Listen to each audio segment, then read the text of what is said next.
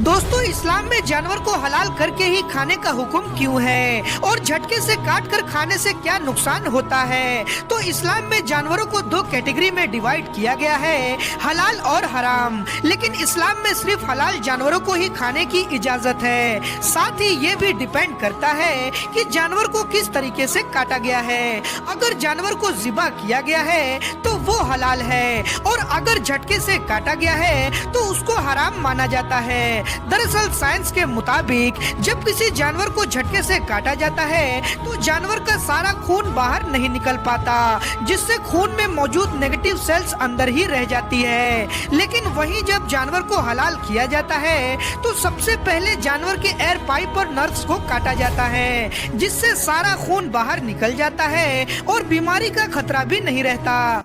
दोस्तों, सन 2004 में सऊदी के एक इलाके से इतने बड़े इंसान की हड्डियां मिली कि सऊदी के हुकूमत ने इस इलाके को सीज कर दिया।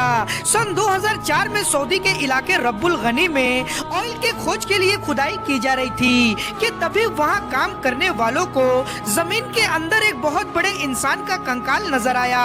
जब इस डिस्कवरी के बारे में सऊदी गवर्नमेंट को बताया गया तो सऊदी की हुकूमत ने फौरन इस जगह को सीज कर दिया और फोटो खींचने पर भी पाबंदी लगा दी। उलमा का कहना है कि ये स्केलेटन कौमे आद के एक इंसान का था, जिस कौम का जिक्र अल्लाह ने कुरान में किया है। कौमे आद दुनिया के सबसे लंबे और ताकतवर लोग थे। उनकी ताकत के बारे में कहा जाता है कि वो पेड़ को जड़ समेत उखाड़ देते थे, और जब इन्होंने अल्लाह के नबी की बात नहीं मानी तो इन पर अजाब नाजिल हुआ, जिसमें सब हलाक हो गए।